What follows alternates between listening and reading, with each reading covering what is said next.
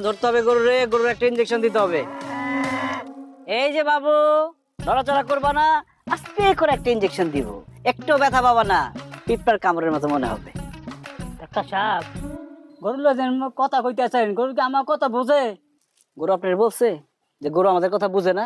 Doctor হিসেবে আমার দায়িত্ব হলো গরুরে ব্যথামুক্ত ট্রিটমেন্ট দেওয়া।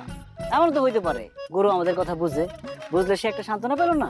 ঠিক ঠিক, আপনার কথা যুক্তি আছে। ভাই ইনজেকশনটা তাড়াতাড়ি দেন, মেলা কষ্ট করে আটকে রাখছে। ভাই মানে আমি তোর কোন তরিকার ভাই?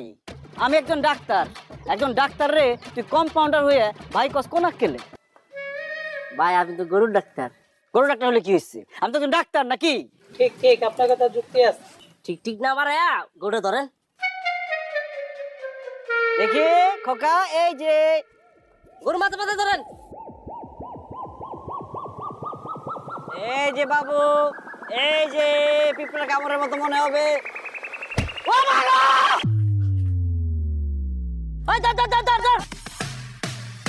দৌড় দৌড় দৌড় দৌড়! ভাই ধরতেছি ধরতেছি। আরে গরু রে